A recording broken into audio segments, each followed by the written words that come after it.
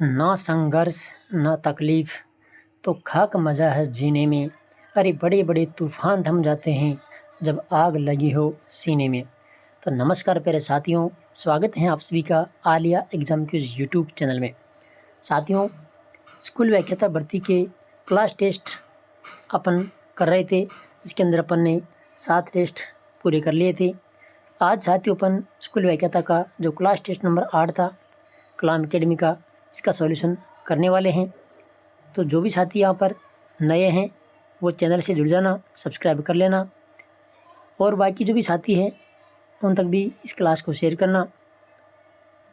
सभी साथी एक बार क्लास को लाइक कर देना। शुरुआत करते हैं। देखिएगा साथियों, पहला प्रश्न क्या है इसमें। पहला प्रश्न कि राजस्थान की स्थिति के संदर्भ में सत्य कथन का चयन करें। देखिए, राजस्थान की स्थिति के बारे में सत्य कथन का चयन करना है।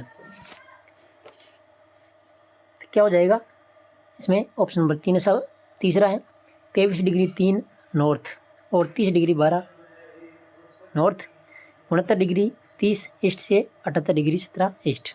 ठीक है, इसमें ऑप्शन नंबर 3 राइट है। ठीक है, यानी कि साथियों 23 डिग्री 3 उत्तरी अक्षांश से लेकर 30 डिग्री 12 उत्तरी अक्षांश है, और देशांतरी विस्तार जो है ये 69 डिग्री 30 से 78 डिग्री 17 है। ठीक है, तो तीसरा इसमें राइट हो जाएगा, ऑप्शन नंबर 3। अगला देखो 2 नंबर क्वेश्चन।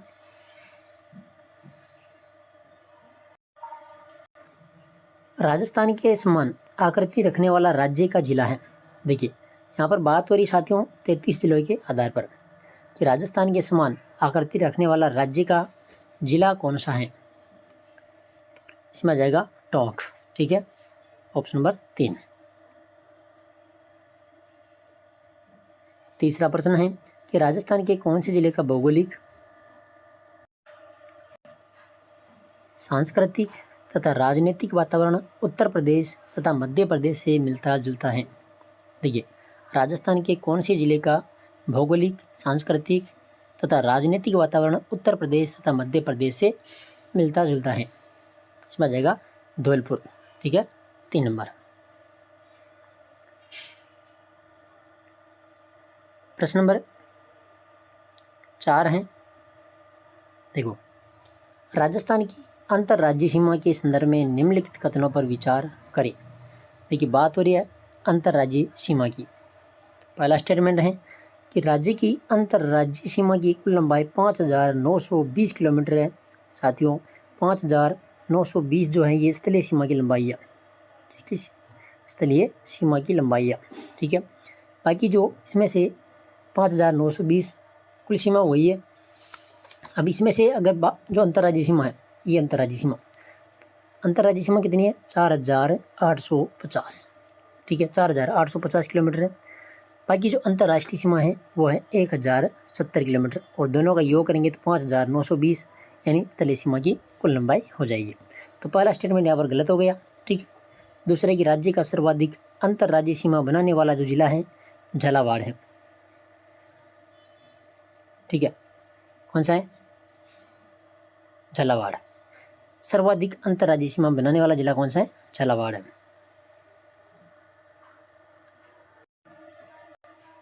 तो दूसरा स्टेटमेंट सही है।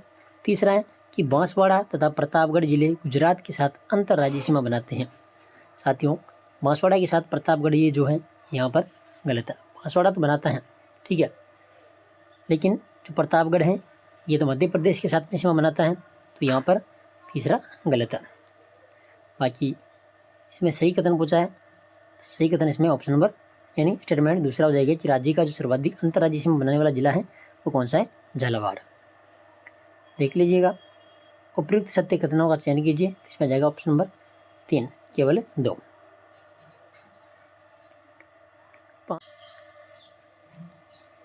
चलिए 5 नंबर क्वेश्चन है, बाप बोल्डर्स युग से संबंधित है।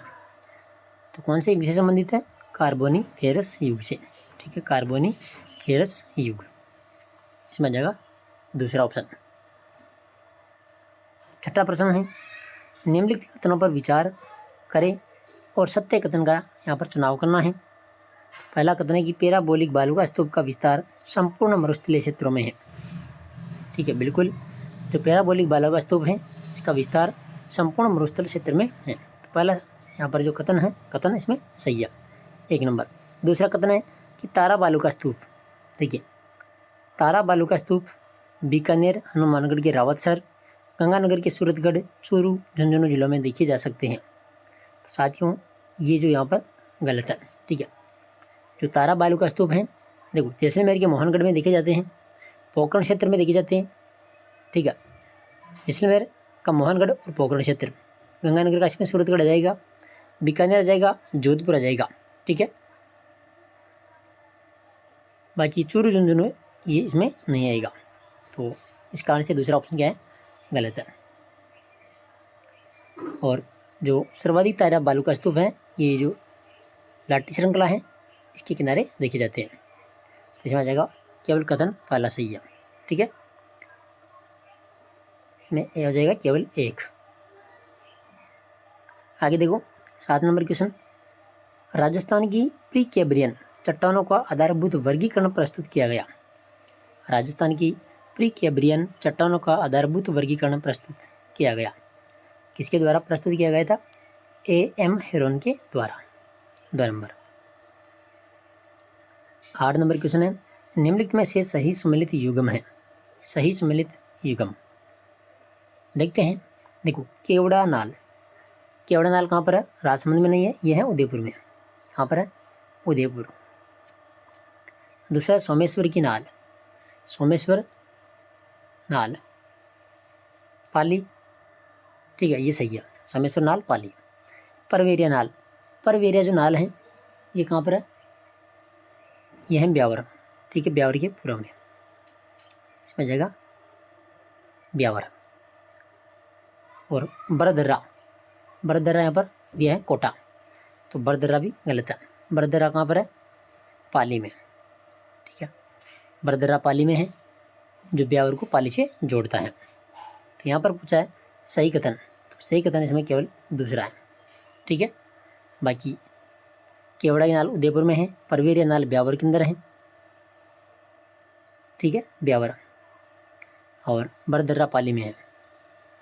आगे देखो 9 नंबर क्वेश्चन है, राजस्थान के भौतिक प्रदेश एवं भूदृश्य से संबंधित असुमेलित युग्म को चुनिए।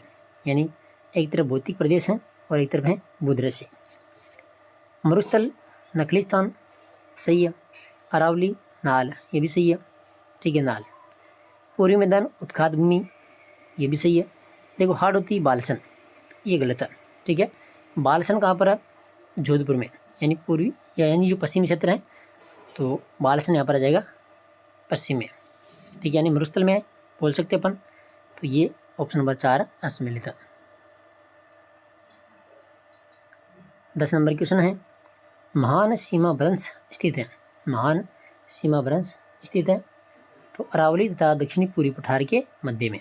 ठीक है, अरावली तथा दक्षिणी पूर्वी पठार के मध्य महान सीमा भ्रंश। 11 नंबर क्वेश्चन है, उदयपुर राजसमंद क्षेत्र में सर्वोच्च शिखर है। उदयपुर राजसमंद क्षेत्र में सर्वोच्च शिखर कौन सा है, इसमें आ जाएगा जरगा पर्वत। कौन सा है, जरगा पर्वत। इसकी ऊंचाई की अगर बात करें, ये जरगा पर्वत कहाँ पर है, उदयपुर में है। ठीक है, जरगा पर्वत उदयपुर में है और ये 1431 मीटर इसकी ऊंचाई है। ठीक है, 1431 मीटर। कुंभलगढ़ राजसमंद के अंदर है। ठीक है, और 1224 मीटर ऊंचाई है, राजसमंद के अंदर है। राजसमंद 1224 मीटर। ठीक है, राजसमंद में कुंभलगढ़।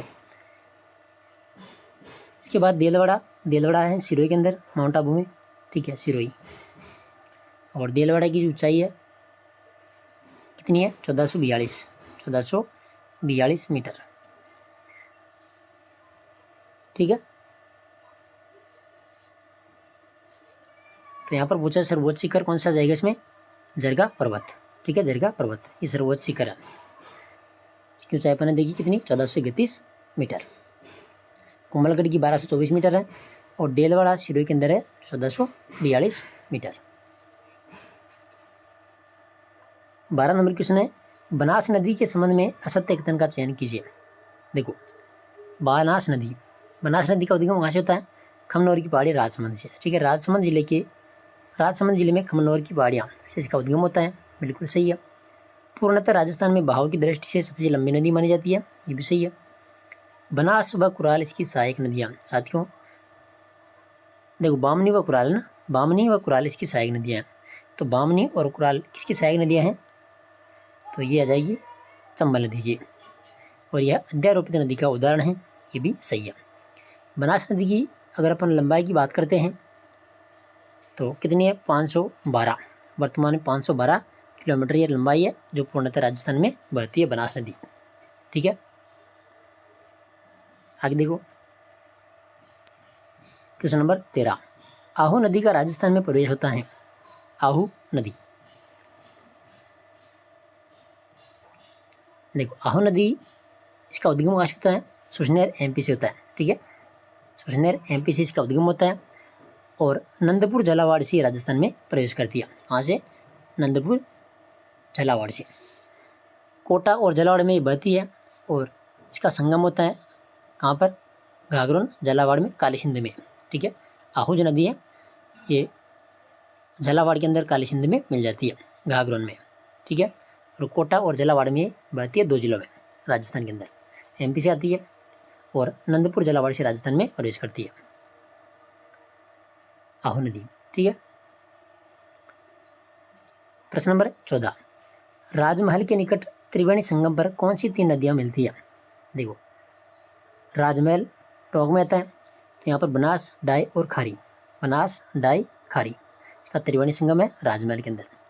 बनास, बेड़च और मैनाल, देखो बनास, बेड़च, मैनाल इसका उद्गम कहाँ पर होता है? अच्छा, इसका त्रिवेणी संगम कहाँ पर बनता है? बिगोद के अंदर। ठीक है, बिगोद, भीलवाड़ा में। बनास, बेड़च और मैनाल, तो बिगोद भीलवाड़ा में यहाँ पर त्रिवेणी संगम बनाती है। माही, सोम, जाखम ये डूंगरपुर के अंदर बनाती है। ठीक है, बेणेश्वर में, बेणेश्वर डूंगरपुर के अंदर माही, सोम, जाखम का है। और चंबल, बनास, सीफ ये रामेश्वरम, सवाई माधोपुर के अंदर है। ठीक है, रामेश्वर, सवाई माधोपुर के अंदर त्रिवेणी संगम है। तो ये भी आप याद रखिए। देखो 5 त्रिवेणी संगम है राजस्थान के अंदर। ठीक है, एक जो देवदाम जोधपुर टोंक है, वहाँ पर बनास, मानसी और बांडी का यह होता है। देखो बांडी, मानसी और बनास, तो इसका त्रिवेणी संगम कहाँ पर है? देवदाम जोधपुर टोंक में। बाकी बनास, डाई, खारी ये राजमहल के अंदर है। बनास, बेड़च और मैनाल बिगोद के अंदर है। माई, सोम, जाखम, बेणेश्वर डूंगरपुर के अंदर है। और चंबल, बनास, सीप का है सवाई माधोपुर के अंदर, रामेश्वर में। ठीक है, तो ये भी थोड़ा ध्यान रखिएगा। 15 नंबर क्वेश्चन है, बेड़च नदी के संदर्भ में असत्य कथन। देखो, बेड़च नदी के संदर्भ में असत्य कथन, उद्गम से लेकर उदय सागर झील तक इसे बेड़च नहीं, देखो उद्गम से लेकर उदय सागर झील तक तो इसको कहते हैं आयड़। क्या कहते हैं? आयड़। ठीक है, तत्पश्चात आयड़ के नाम से नहीं, ये इसके बाद में जानी जाती है बेड़च के नाम से, बेड़च। ठीक है, तो पहले आयड़ फिर बेड़च, तो ये पहला यहाँ पर क्या है? असत्य है। ठीक है, अप्पावास चित्तौड़गढ़ के निकट इस नदी पर गोशुंडा बांध बना हुआ है। बिल्कुल, गोशुंडा बांध कौन सी नदी पर है? बेड़च नदी पर। ठीक है, गोशुंडा बांध बेड़च नदी पर, चित्तौड़गढ़ के अंदर। गंभीरी, ओराई, वागन आदि इसकी सहायक नदियां हैं जो दाएं तट से आकर इसमें मिलती है, ये भी सही है। और इस नदी के किनारे चित्तौड़गढ़ दुर्ग भी स्थित है, ये भी सही है। ठीक है, एक बांध इसमें और आता है, देखो जिसका नाम है मदार बांध। मदार बांध है उदयपुर के अंदर, और ये जो मदार बांध है ये कौन सी नदी पर है? ये पहले आ जाता है आयड़ नदी पर, मदार बांध। ठीक है, कौन सा बांध? मदार बांध है यहाँ पर उदयपुर के अंदर। और इसके उद्गम की अगर बात करें, जो बेड़च नदी है इसका उद्गम कहाँ से होता है? गोगुंदा की पहाड़ियाँ उदयपुर से। ठीक है, गोगुंदा की पहाड़ियाँ उद्गम से, इसका उद्गम होता है गोगुंदा की पहाड़ियाँ उदयपुर से। बाकी उदयपुर, चित्तौड़गढ़, भीलवाड़ा में बहती है। इसकी लंबाई है 190 किलोमीटर। और इसमें 2 बांध है, एक मदार बांध उदयपुर में है आयड़ नदी पर, और गोशुंडा जो बांध है चित्तौड़गढ़ में, ये है बेड़च नदी पर। तो थोड़ा सा जानकारी ये भी आप ध्यान रखिए। ठीक है, चलिए क्वेश्चन नंबर 16, उट्टंगन नदी के उपनाम से जाना जाता है। उट्टंगन नदी, तो ये गंभीर जो नदी है इसको कहते हैं उट्टंगन नदी। ठीक है, गंभीरी। इसका उद्गम कहाँ से होता है गंभीरी का? नादौदी की पहाड़ियाँ करौली से। ठीक है, और राजस्थान और उत्तर प्रदेश में ये बहने वाली नदी है। राजस्थान में इसका उद्गम होता है और उत्तर प्रदेश में जाकर ये यमुना में मिल जाती है। कौन सी? गंभीर नदी, और इसी का नाम है उट्टंगन नदी। आगे देखिए 17 नंबर क्वेश्चन है, द्रव्यवती नदी निम्न में से किस जिले में जल प्रदूषण से संबंधित समस्याओं का सामना कर रही है? द्रव्यवती नदी, इसमें आ जाएगा जयपुर। 18 नंबर क्वेश्चन है, निम्न में से कौन सा नदी संबंधित जिला सुमेलित नहीं है? देखो कौन सा सुमेलित नहीं है। एक तरफ नदियां हैं, एक तरफ है संबंधित जिला। ठीक है, कांकनी जो नदी है ये जैसलमेर में है, बिल्कुल जैसलमेर में बहती है। ईरो नदी जो प्रतापगढ़ में है। सरस्वती नदी अजमेर। वात्रक नदी बांसवाड़ा। देखो वात्रक नदी इसमें आ जाएगा डूंगरपुर। ठीक है, डूंगर, तो ये इसमें गलत है, ऑप्शन नंबर 4। देखो अगर वात्रक नदी की अपन बात करते हैं तो डूंगरपुर में इसका उद्गम होता है पचरा की पहाड़ियों से, और ये साबरमती की सहायक नदी है वात्रक नदी। सहायक नदी है साबरमती की। ठीक है, पचरा की पहाड़ी से इसका उद्गम होता है डूंगरपुर में। आगे देखो 19 नंबर क्वेश्चन है, राजस्थान में बहाव के अनुसार नदियों का अवरोही क्रम। नदियों का अवरोही क्रम देखते हैं। देखो सबसे पहले बनास नदी। ठीक है, बनास, लूणी, चंबल और माही, तो इसमें आ जाएगा 2 नंबर। देखो बनास नदी, बनास 512 किलोमीटर इसकी लंबाई है, 512 किलोमीटर, जो कि राजस्थान में बहती है। दूसरी लूणी नदी, देखो लूणी नदी, तो लूणी नदी की लंबाई कितनी है? 495 किलोमीटर। ठीक है, 495 तो कुल लंबाई है, लेकिन राजस्थान की बात हो रही तो राजस्थान में कितनी है? राजस्थान में 330 किलोमीटर, 330 किलोमीटर लूणी नदी राजस्थान में बहती है। ठीक है, तो 1 नंबर पे बनास नदी, 2 नंबर पे लूणी नदी। फिर बात करते हैं चंबल नदी की। देखो चंबल नदी, इसकी कुल लंबाई तो वैसे 1051 है। ठीक है, लेकिन राजस्थान में कितनी है? 322। राजस्थान में 322 किलोमीटर चंबल नदी की लंबाई है। फिर आती है माही नदी, तो माही नदी की वैसे कुल लंबाई जो है माही की, तो माही नदी की कुल लंबाई है 576 किलोमीटर, 576 किलोमीटर कुल लंबाई है, और राजस्थान में 171 है। ठीक है, राजस्थान में कितनी है? 171 माही नदी। तो बनास, लूणी, चंबल और माही। ठीक है, अब बात कर लेते हैं। देखो राजस्थान में जो लंबाई है बनास के पन्ने की बात 512, लूणी नदी कितनी है राजस्थान में? 330। चंबल नदी कितनी है राजस्थान में? 322।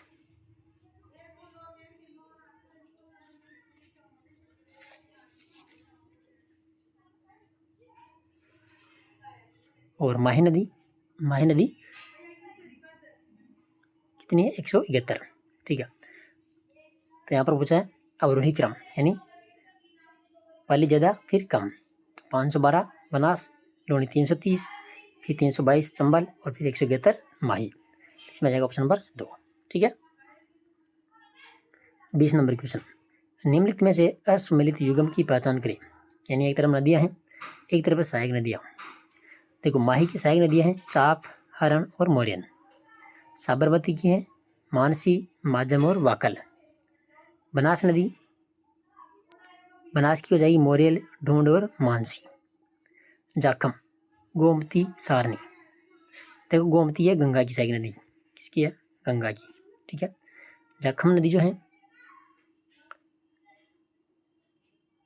जाखम की जो सहायक नदियाँ हैं वह है करमाई और शोकली। ठीक है, तो ये 4 नंबर इसमें असम्मिलित है। 21 नंबर क्वेश्चन है, वाकल तथा सेई की संयुक्त धारा है। वाकल तथा सेई, इसकी संयुक्त धारा, इसमें आ जाएगा साबरमती। ठीक है, साबरमती।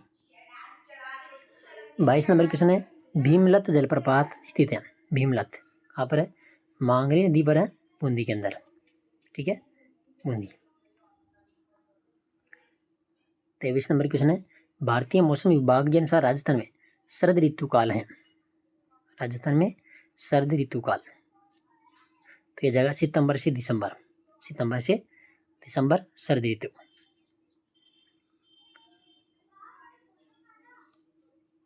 और मध्य दिसंबर से फरवरी तक यहाँ पर कौन सी ऋतु आएगी? यहाँ पर आ जाएगी शीत ऋतु। शीत ऋतु, ठीक है। और मार्च से मध्य जून यहाँ पर आ जाएगी कौन सी? ग्रीष्म ऋतु। ग्रीष्म ऋतु। और मध्य जून से मध्य सितंबर तक कौन सी ऋतु आएगी? यहाँ पर आ जाएगी वर्षा ऋतु। वर्षा ऋतु, ठीक है। शीत ऋतु मध्य दिसंबर से फरवरी तक, मार्च से मध्य जून तक आ जाएगी ग्रीष्म ऋतु, मध्य जून से सितंबर तक वर्षा ऋतु, और सितंबर से दिसंबर तक कौन सी? शरद ऋतु। शरद ऋतु आ जाएगी ऑप्शन नंबर 4, ठीक है। चलिए अगला क्वेश्चन देखते हैं। 24 नंबर, अधोलिखित वक्तव्यों पर विचार कर उपयुक्त विकल्प का चयन करें। देखिए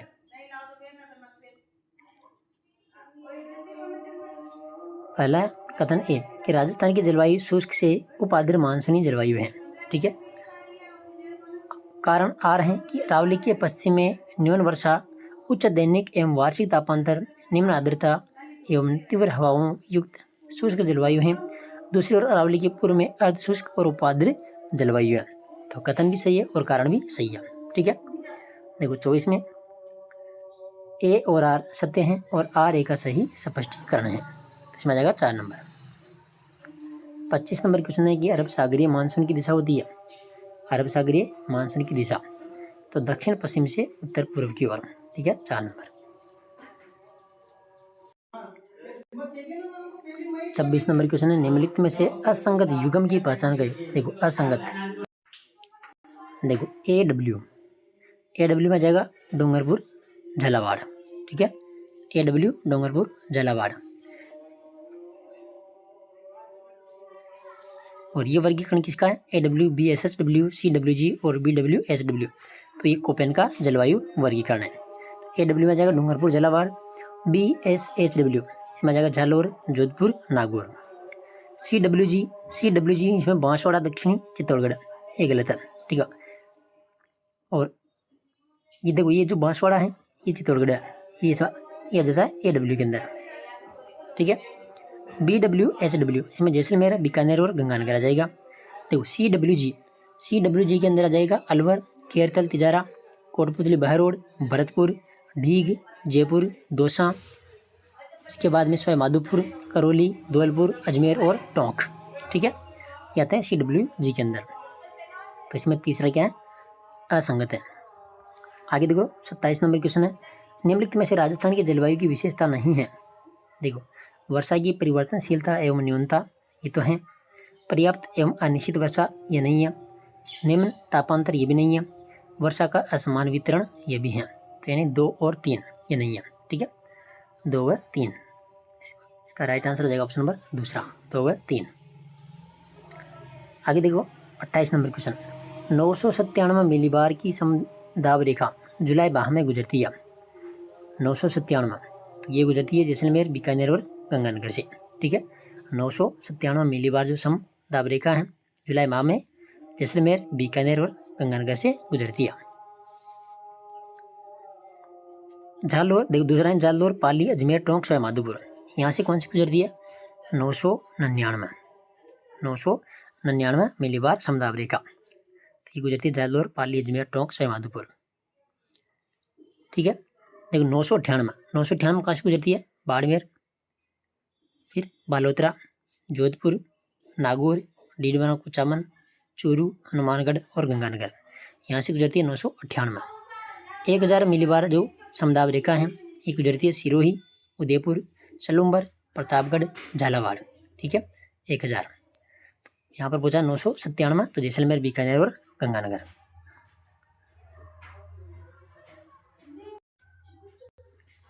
चलिए क्वेश्चन नंबर 29 है, राजस्थान की औसत वार्षिक वर्षा। राजस्थान की औसत वार्षिक वर्षा कितनी है? 56 से 58 सेंटीमीटर, इसमें आ जाएगा 4 नंबर, ठीक है। क्वेश्चन नंबर 30 है, राजस्थान में चलने वाली धूल भरी आंधियों की उत्पत्ति का कारण है, इसमें आ जाएगा समवनी है क्रिया ये, ऑप्शन नंबर दूसरा। 31 नंबर क्वेश्चन है, पश्चिम से पूर्व की ओर जाने पर वर्षा की परिवर्तनशीलता हो जाती है। देखो, पश्चिम से पूर्व की ओर जाने पर यहाँ पर आ जाएगा कम। ठीक है, देखो इधर पश्चिम है और इधर है पूर्व। अब यहाँ से अपन इधर जाएंगे तो क्या हो जाएगी, वर्षा की परिवर्तनता इधर कम होती जाएगी। ठीक है, इसमें आएगा कम। 32 नंबर क्वेश्चन है कि निम्न राजस्थान के मानचित्र में थोर्नवेट के जलवायु प्रदेशों को 1, 2, 3, 4 से अंकित किया गया है। नीचे दी गई क्रमावली में इनका सही अनुक्रम पहचानिए।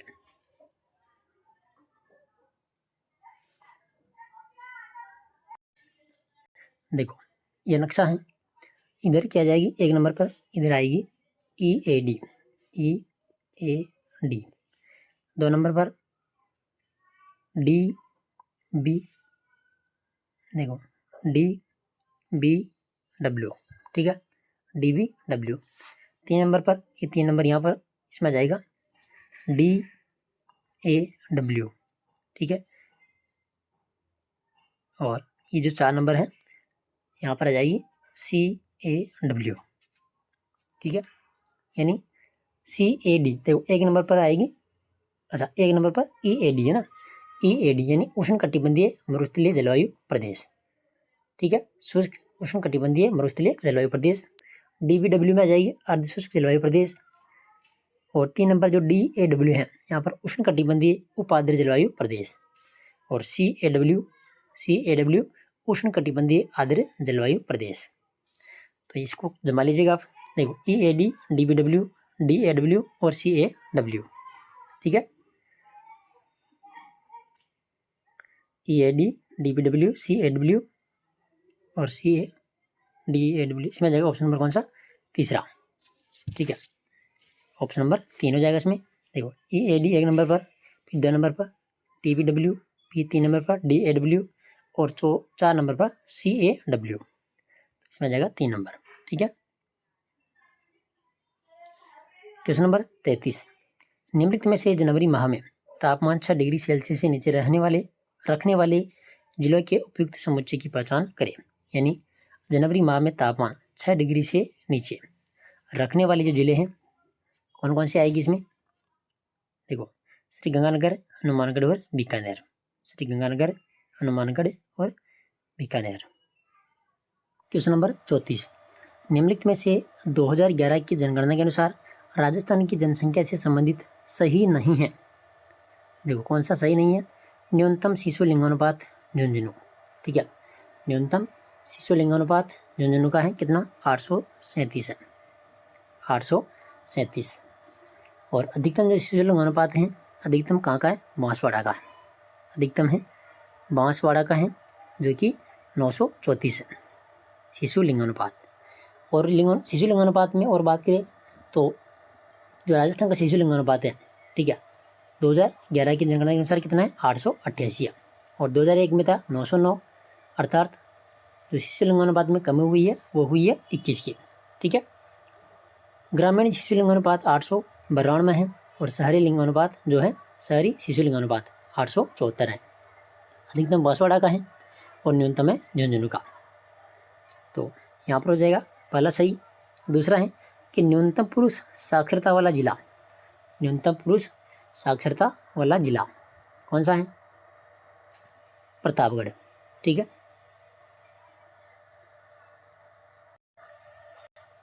तो प्रतापगढ़ का कितना है, प्रतापगढ़ का 69.5, 69.5। ठीक है, और अधिकतम जो पुरुष साक्षरता है, अधिकतम पुरुष साक्षरता झुंझुनू की है कितनी, 86.9। तो ये भी सही है। तीसरा है ग्रामीण महिला साक्षरता, ग्रामीण महिला साक्षरता 45.8, 45.8।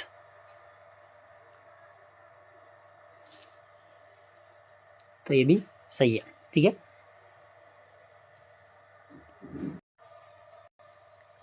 ग्रामीण महिला साक्षरता 45.8%। और जो शहरी है, देखो ये तो ग्रामीण है 45.8 और शहरी क्षेत्र में जो अगर बात करें, शहरी क्षेत्र में महिला साक्षरता कितनी है? 70.7 है। पुरुष साक्षरता में जो ग्रामीण है, ठीक है, ग्रामीण 76.2% है और शहरी पुरुष साक्षरता है 87.9%। तो यानी इसमें तीसरा ऑप्शन भी सही है। ग्रामीण जो महिला साक्षरता है 45.8% है। सर्वाधिक ग्रामीण लिंगानुपात उदयपुर, साथियों ये गलत है, ठीक है। सर्वाधिक जो ग्रामीण लिंगानुपात है इसमें कौन सा जिला आएगा? तो पाली, ठीक है। सर्वाधिक ग्रामीण लिंगानुपात है पाली का है 1003, ठीक है। पाली का कितना है? 1003 है, जो कि सर्वाधिक है।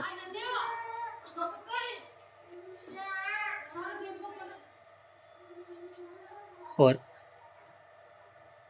जो ये तो सर्वाधिक पालिका है 1003 और न्यूनतम है धौलपुर का, ठीक है। न्यूनतम धौलपुर का 841 है। देखो ग्रामीण जो लिंगानुपात की बात करें अपन, ग्रामीण लिंगानुपात की बात करें तो कुल कितना है? 933 है। ग्रामीण लिंगानुपात कितना है? 933। और शहरी जो लिंगानुपात है वह है 914। शहरी के अंदर सर्वाधिक गाँव का है 985 और न्यूनतम है जैसलमेर का 807। तो यहाँ पर जो ऑप्शन नंबर 4 है ये क्या है? गलत है, ठीक है। सर्वाधिक ग्रामीण लिंगानुपात पालिका 1003। आगे देखो 35 नंबर क्वेश्चन है, जनगणना 2011 के संदर्भ में निम्नलिखित कथनों पर विचार कर सत्य कथन की पहचान कीजिए। यानी पहला कि राजस्थान की दशकीय वृद्धि दर 21.3% है। बिल्कुल, राजस्थान की दशकीय वृद्धि दर 2011 की जनगणना के अनुसार, ठीक है, कितनी है?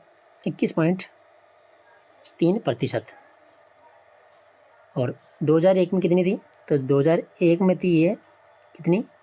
28.41%। यानी दशकीय वृद्धि दर में कमी आई है। क्या आई? इसमें कमी आई है, 7.10% की कमी आई है। 7.10% की कमी आई है दशकीय वृद्धि दर में, ठीक है। और अधिकतम जो जनसंख्या वृद्धि है वह है बाड़मेर की और न्यूनतम है श्री गंगानगर की 10%। दूसरा ऑप्शन है कि राजस्थान तथा भरतपुर जिले की दशकीय जनसंख्या वृद्धि दर लगभग बराबर रही। बिल्कुल, दूसरा भी सही है, पहला भी सही है, ठीक है।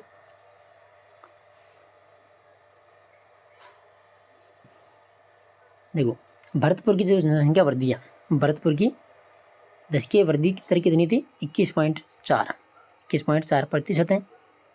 और राजस्थान का जो संपूर्ण जनसंख्या वृद्धि दर है 21.3% है, तो लगभग बराबर है। न्यूनतम दशकीय वृद्धि दर बाड़मेर जिले की है। देखो बाड़मेर की सर्वाधिक है, ठीक है, बाड़मेर की तो सर्वाधिक है, सर्वाधिक। और बाड़मेर की सर्वाधिक कितनी है? 32.5%, 32.5% है। और न्यूनतम कहाँ की आई? फिर न्यूनतम श्री गंगानगर की है 10%, ठीक है। तो ये तीसरा गलत है। न्यूनतम दशकीय वृद्धि दर इसमें आ जाएगी गंगानगर 10%, ठीक है। और ये बाड़मेर की ये तो सर्वाधिक है, तो इसमें पहला और दूसरा सत्य है, ठीक है। देखो 35 में आ जाएगा 1 व 2 सही। 36 नंबर क्वेश्चन है, जनगणना 2011 के अनुसार राजस्थान की कुल जनसंख्या में क्रमशः अनुसूचित जाति तथा अनुसूचित जनजाति जनसंख्या का प्रतिशत है। देखो अनुसूचित जाति और अनुसूचित जनजाति, तो यहाँ पर आ जाएगा इसमें, देखो अनुसूचित जाति का जाएगा 17.8% और जनजाति का जाएगा 13.5%। इसमें जाएगा ऑप्शन नंबर तीसरा। 37 नंबर क्वेश्चन है, जनगणना 2011 के अनुसार राज्य की कुल जनसंख्या का कितना अंश जैसलमेर जिले के अंतर्गत आता है? तो जैसलमेर के अंतर्गत आता है 0.98%, ठीक है। आगे देखो question number 98, sorry question number 38, ठीक है। 2001 से 2011 के मध्य राज्य की किस जिले के लिंगानुपात में सर्वाधिक कमी यानी दर्ज की गई है? 2001 से 2011 के मध्य राज्य के किस जिले के लिंगानुपात में सर्वाधिक कमी दर्ज की गई है? तो यहाँ पर इसमें आ जाएगा डूंगरपुर, ठीक है। और डूंगरपुर की कितनी? 28 सर्वाधिक कमी दर्ज की गई है डूंगरपुर में 28। और ये तो कमी की गई है और जो वृद्धि है, ठीक है, सर्वाधिक वृद्धि हुई जैसलमेर में, सर्वाधिक वृद्धि जैसलमेर और यहाँ पर हुई है 31 की वृद्धि हुई है, ठीक है, और 28 की कमी हुई है डूंगरपुर के अंदर। तो इसमें आ जाएगा ऑप्शन नंबर दूसरा। क्वेश्चन नंबर 39 है, वर्ष 2011 की जनगणना के अनुसार राजस्थान में सर्वाधिक नगरीय जनसंख्या प्रतिशत वाला जिला है। सर्वाधिक नगरीय जनसंख्या प्रतिशत वाला जिला कौन सा है? यहाँ पर आ जाएगा कोटा, ठीक है, कौन सा है? कोटा है। और कोटा की बात करें तो यहाँ पर आ जाएगा 60.31%, ठीक है, 60.31%। सर्वाधिक नगरीय जनसंख्या प्रतिशत वाला जिला कौन सा है? कोटा। और न्यूनतम है डूंगरपुर का 6.39, ये न्यूनतम है, ठीक है, डूंगरपुर का न्यूनतम 6.39%। तो न्यूनतम डूंगरपुर और सर्वाधिक आ जाएगा कोटा। चलिए अगला क्वेश्चन देखो 40 नंबर। जनगणना 2011 के अनुसार राजस्थान के जिले जो राजस्थान के लिंगानुपात के सर्वाधिक नज़दीक लिंगानुपात रखते हैं वे हैं। इसमें आ जाएगा 12 और बूंदी, 12 बूंदी। 41 नंबर क्वेश्चन है, 2011 की जनगणना के अनुसार राजस्थान में सर्वाधिक साक्षरता दर वाले जिले एवं न्यूनतम साक्षरता दर वाले जिलों की साक्षरता दर का अंतर है। अब देखो इसका अंतर, देखो सर्वाधिक साक्षरता दर कोटा की है 76.6% कोटा की है, ठीक है, और न्यूनतम साक्षरता दर न्यूनतम कहाँ की है? जालोर की है 54.9%, ठीक है, सर्वाधिक कोटा और न्यूनतम जालोर, अब इनका अंतर करेंगे तो कितना जाएगा? देखिए 7, इधर जाएगा 1 और 2, यानी 21.7%, ठीक है, 21.7% का अंतर है इसमें साक्षरता दर में, ठीक है। सर्वाधिक कोटा की है 76.6% और न्यूनतम झालोर की 54.9%। अंतर है 21.7% का। 41 में जाएगा ऑप्शन नंबर तीसरा। क्वेश्चन नंबर 42 है, 2001 से 2011 के मध्य राज्य के जनसंख्या घनत्व में दर्ज की गई है। देखो 2001 से 2011 के मध्य जनसंख्या घनत्व। अब जनसंख्या घनत्व की बात करें तो 2001 में, देखो 2001 में कितना था?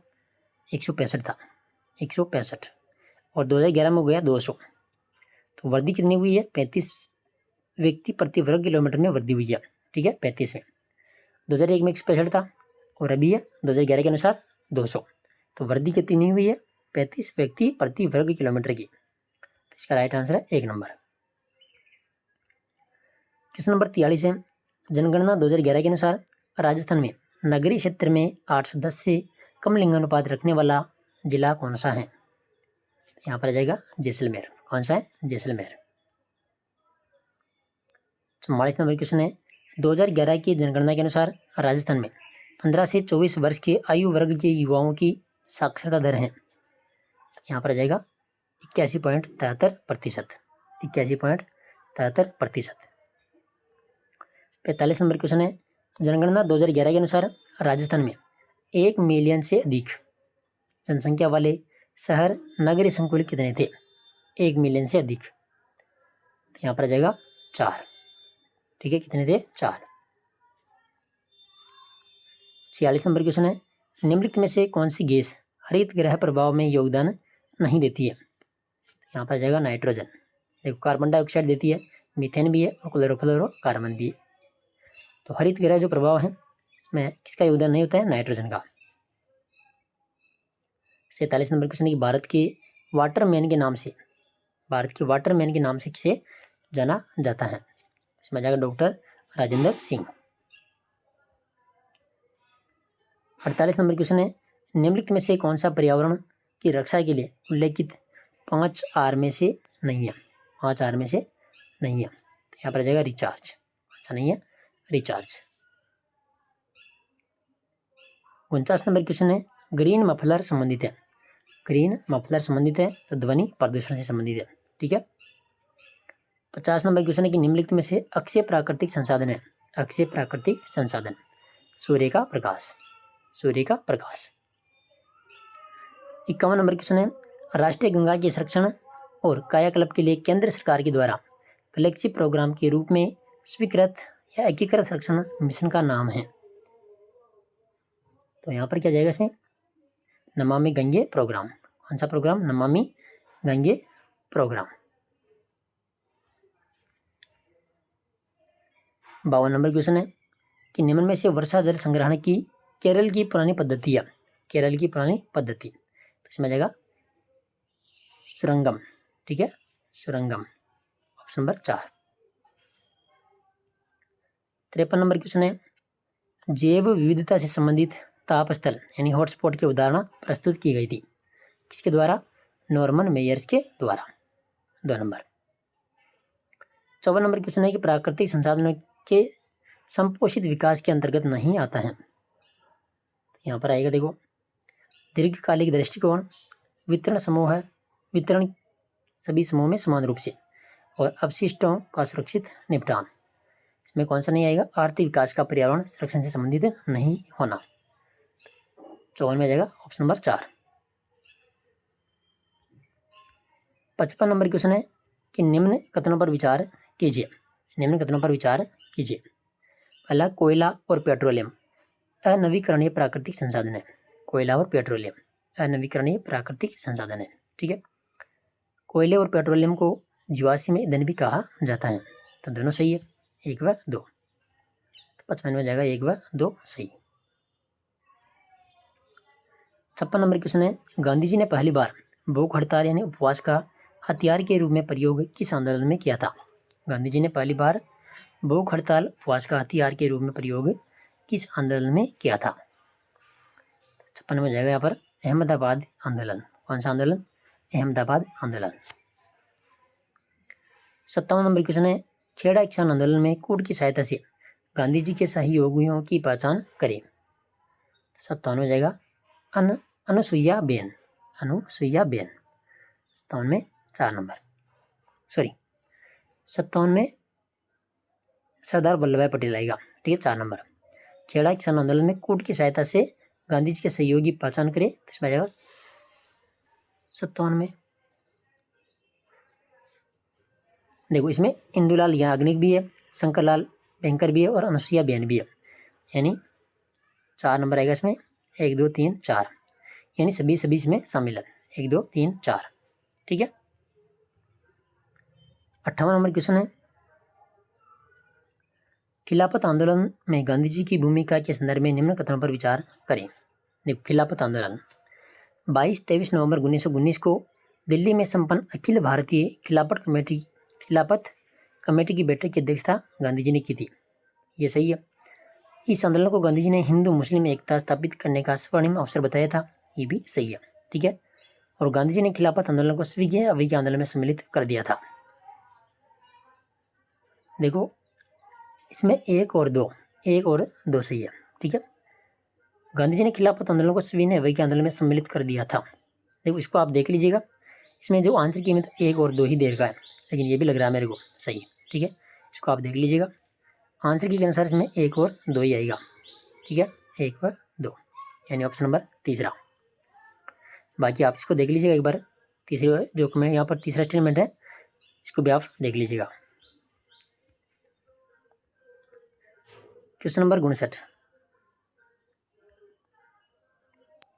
नमक सत्याग्रह के संदर्भ में असत्य कथन का चयन कीजिए।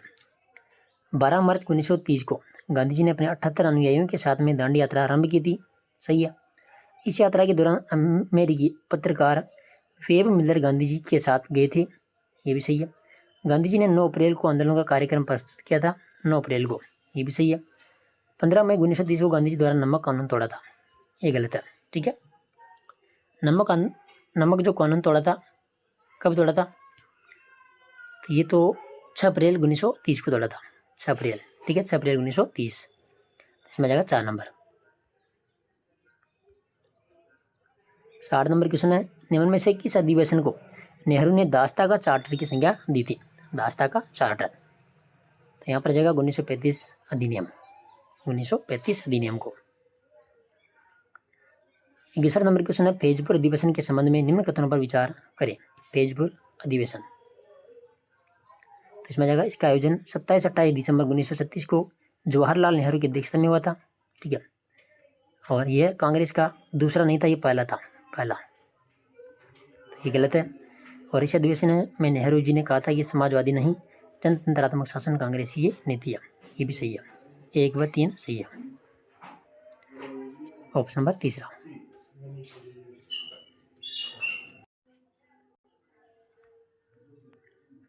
क्वेश्चन नंबर 62 है, कांग्रेस के किस अधिवेशन में स्वराज्यवादियों के चुनाव लड़ने के विरोध में पटेल ने कांग्रेस कार्य समिति की सदस्यता छोड़ी थी? तो यहाँ पर जाएगा गया अधिवेशन। ठीक है, गया अधिवेशन। 63 नंबर क्वेश्चन है, राष्ट्रीय आंदोलन में सरदार पटेल से संबंधित निम्न घटनाओं को कालक्रमानुसार व्यवस्थित करें। देखो, नागपुर झंडा सत्याग्रह कब हुआ था? 1923 में।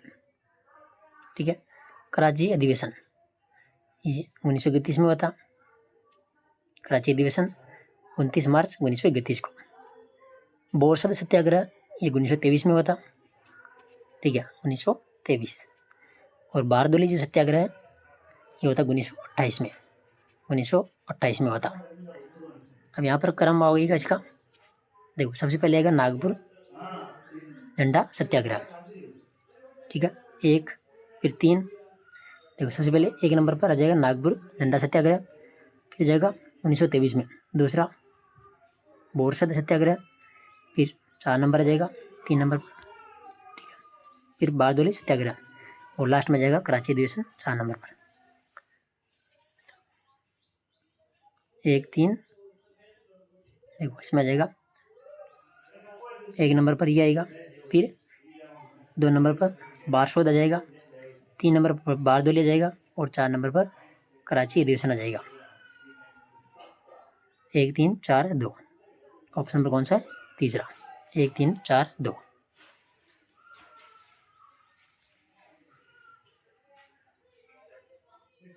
प्रश्न नंबर 64, सरदार पटेल की राष्ट्रीय आंदोलन में भूमिका से संबंधित निम्न तथ्यों पर चर्चा करें। पहला, खेड़ा सत्याग्रह में पटेल गांधी जी के सहयोग के रूप में शामिल हुए थे। ठीक है, सही है। दूसरा है कि रॉकेट एक्ट के खिलाफ अहमदाबाद में हुए विरोध प्रदर्शन का नेतृत्व पटेल ने किया था। ये भी सही है। कांग्रेस के मुंबई अधिवेशन में पटेल की स्वागत अध्यक्ष बनाया गया। ये गलत है। ठीक है, इसमें आ जाएगा 1 व 2। 64 में 1 और दूसरा सत्य है। क्वेश्चन नंबर 65 है, शिमला सम्मेलन में कांग्रेस प्रतिनिधि के रूप में किसने भाग लिया था? यहाँ पर आ जाएगा मौलाना आजाद। ठीक है, 4 नंबर।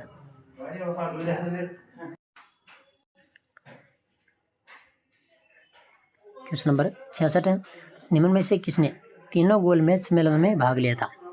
तीनों गोलमेज सम्मेलन में किसने भाग लिया था? तो यहाँ पर आ जाएगा doctor Bhimrao Ambedkar.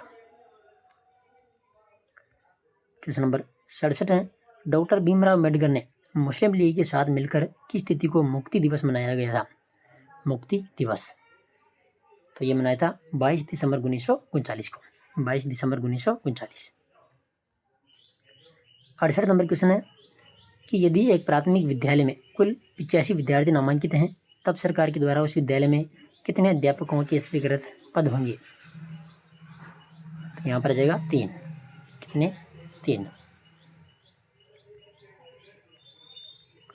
69 number question है, वर्ष 2019 में किस धारा में किए गए संशोधन के अंतर्गत यह प्रावधान अंतर्विष्ट किया गया कि समुचित सरकार कक्षा 5 या 8 की पुनः परीक्षा में अनुत्तीर्ण होने पर बच्चे को उस कक्षा में रोक सकती है?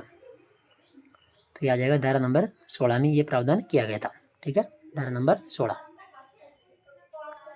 70 नंबर क्वेश्चन है कि RT अधिनियम 2009 की किस धारा में विद्यालय प्रबंधन समिति के गठन का प्रावधान किया गया? तो 70 में जाएगा यहाँ पर धारा नंबर 21। कौन सी धारा? 21। 71 नंबर क्वेश्चन है, शिक्षा के अधिकार अधिनियम 2009 में एक अध्यापक के लिए न्यूनतम कार्य घंटे प्रति सप्ताह निर्धारित किए गए। शिक्षा के अधिकार अधिनियम 2009 में एक अध्यापक के लिए न्यूनतम कार्य घंटे प्रति सप्ताह, तो यहाँ पर आ जाएगा 45 घंटे। ठीक है। क्वेश्चन नंबर 72, सम्मिलित कीजिए, यानी एक तरफ है RTE अधिनियम की धारा और एक तरफ है इनके प्रावधान, इनको सम्मिलित करते हैं। देखो धारा नंबर 33, तो धारा नंबर 33 राष्ट्रीय सलाहकार परिषद का गठन इसमें है। ठीक है। और धारा 34 में इसमें आ जाएगा राज्य सलाहकार परिषद का गठन। धारा नंबर 38 इसमें समुचित सरकार की नियम बनाने की शक्ति है। और धारा नंबर 29 में है पाठ्यक्रम व मूल्यांकन प्रक्रिया। ठीक है। 4 में जाएगा 1, तो 2 4 3 1, 2 4 3 1, कौन सा ऑप्शन है? दूसरा। ठीक है। क्वेश्चन नंबर 73 है कि RTE अधिनियम 2009 का अध्याय 4 किस क्षेत्र से संबंधित है? RTE अधिनियम 2009 का अध्याय नंबर 4 किस क्षेत्र से संबंधित है? तो यहाँ पर आ जाएगा विद्यालयों और शिक्षकों के उत्तरदायित्व, 2 नंबर। क्वेश्चन नंबर 74 है निःशुल्क एवं अनिवार्य बाल शिक्षा अधिकार के अंतर्गत विद्यालय प्रबंध समिति का गठन किया जाता है, जिसकी क्रियान्वयन समिति के अध्यक्ष में निम्न में से कौन सम्मिलित नहीं होंगे? कौन सम्मिलित नहीं होंगे? तो विद्यालय का एक शिक्षक इसमें शामिल होगा, विद्यालय का प्रधानाध्यापक भी शामिल है, स्थानीय निकाय का चुना गया एक सदस्य इसमें शामिल है। देखो क्षेत्र का BDO इसमें शामिल नहीं होगा, ऑप्शन नंबर दूसरा।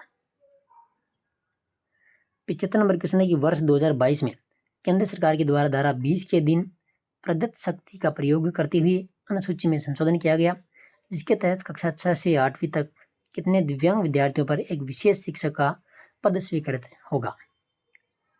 इसमें आ जाएगा साथियों 15, ऑप्शन नंबर 3। ठीक है। तो ये 75 तक के जो क्वेश्चन थे,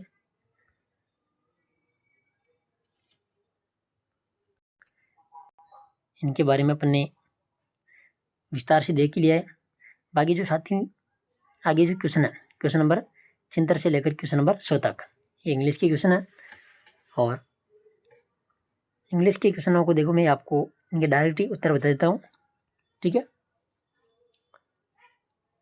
देखो 76 में क्वेश्चन नंबर 76 में जाएगा 1 नंबर। इसके बाद क्वेश्चन नंबर 77, इसमें तीसरा ऑप्शन है, वो तीसरा ऑप्शन इसमें राइट होगा। इसके बाद जो 78 नंबर क्वेश्चन है, 78 में हो जाएगा 1 नंबर। ठीक है। 78 में 1। और 79 नंबर क्वेश्चन है, इसमें आ जाएगा ऑप्शन नंबर तीसरा। इधर देखिए 80 नंबर क्वेश्चन, 80 में ऑप्शन नंबर दूसरा राइट है। 81 नंबर जो क्वेश्चन है, 81 में ऑप्शन नंबर 4 हो जाएगा। और क्वेश्चन नंबर 82, इसमें हो जाएगा ऑप्शन नंबर दूसरा। 83 में तीसरा। ठीक है। इसके बाद क्वेश्चन नंबर 84 है, इसमें हो जाएगा ऑप्शन नंबर 4। 85 नंबर क्वेश्चन, इसमें दूसरा ऑप्शन है। इसके बाद देखिए 86 नंबर क्वेश्चन है, 86 में जाएगा दूसरा ऑप्शन। क्वेश्चन नंबर 87 में ऑप्शन नंबर 2 है। ठीक है, दूसरा। 88 नंबर, इसमें जाएगा तीसरा। और 89 नंबर, इसमें जाएगा 1 नंबर। इसके बाद क्वेश्चन नंबर 90, इसमें जाएगा 4 नंबर। क्वेश्चन नंबर 91, इसमें 2 नंबर है। क्वेश्चन नंबर 92, इसमें भी 2 नंबर है। इसके बाद देखो क्वेश्चन नंबर 93, इसमें जाएगा 1 नंबर। 94 के अंदर है 4 नंबर। 95 में जाएगा 1 नंबर। 96 इसमें जाएगा 2 नंबर। क्वेश्चन नंबर 97, इसमें 3 नंबर है। ठीक है।